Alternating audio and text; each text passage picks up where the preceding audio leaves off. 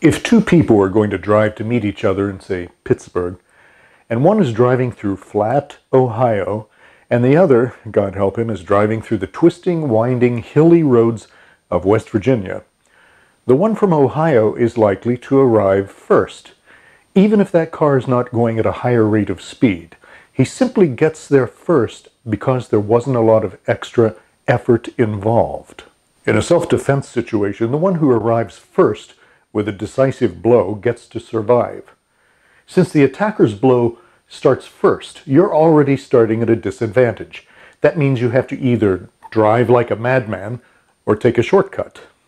The shortcut method is a way to arrive first by cutting out everything extra.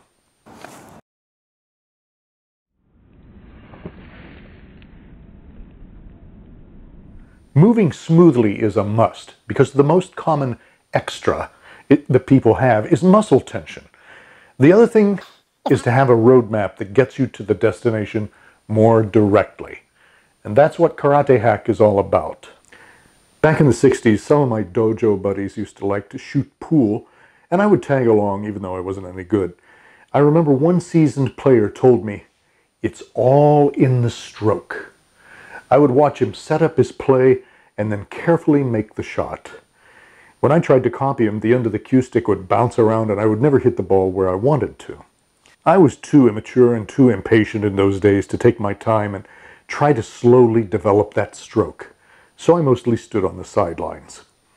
The reason I'm always saying in our Common Sense Self-Defense course, practice carefully and slowly, is because it's a myth that in order to develop speed, you have to go fast. Think about it. If you can't do it slowly, you can't do it quickly. If having flashy moves were absolutely necessary to save your life, then you might as well tell a lot of people they have no hope. Someone older isn't going to make it, and not even every young person is capable of great speed. Not everyone is athletic by nature. This is why all the different fighting methods vying for your attention today are typically represented by youth, by young, buff people.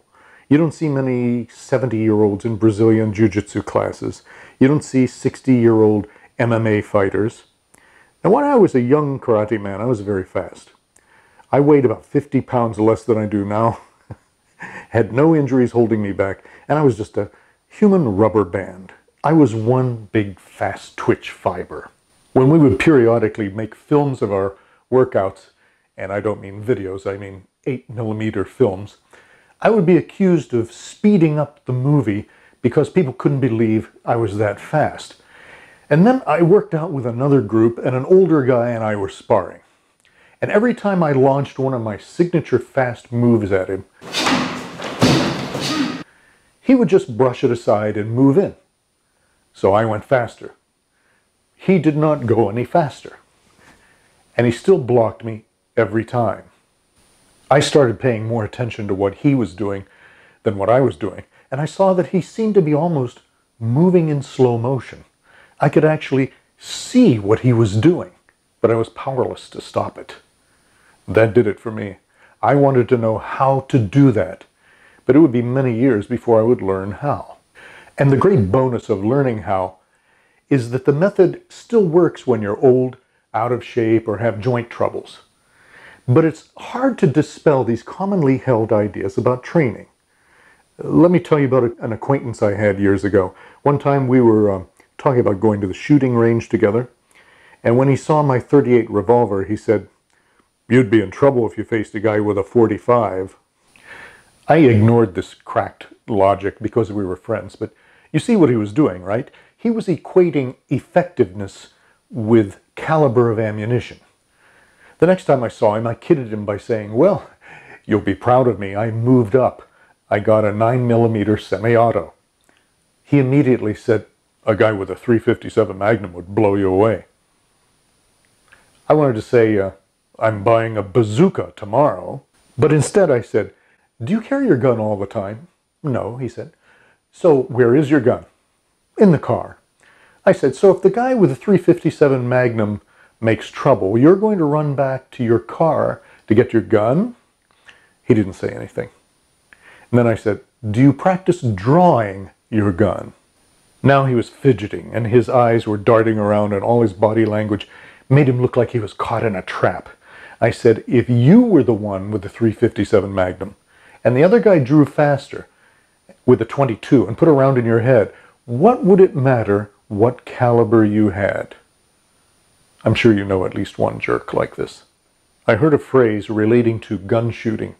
Slow is smooth, smooth is fast, fast is deadly. Firearms experts are saying the same thing we do. Practice carefully and slowly. That will translate into smooth, clean movement that's fast and accurate. Why? Because when you go fast, you can't see where you're being inefficient or making a mistake. By training movement slowly, you can spot where you deviate from the ideal motion, learn to recognize it, and correct it immediately. In the Common Sense Self-Defense course, we use an old technique for accelerated learning called the Jukai Oroshi, where we correct as we go along, and we have a predictably shorter length of time in which we master the movements. It turns out that the most modern studies of cognitive science now support something that has been used by the most skillful people for hundreds of years. Don't bother trying to look this up in some karate book, it isn't there. Yet this method was used by many true masters in many fields. Since our system is designed for those who are not naturally athletic or who have aged out of many activities, it's important to use a method of accelerated learning because otherwise there's no hope for a lot of us to become good at self-defense before we die. Modern age karate and other martial arts developed to become all-round activities and take a long time to gain skill. What if you went to Slovakia or someplace and were told that it would take at least 5 years of studying the language before you could ask where the restroom is? I don't think you want to wait 5 years to use the restroom. And you don't want to wait to be able to defend yourself, do you? Now, smoothly and deliberately, go to karatehack.net for more information about our methods. And thanks for listening.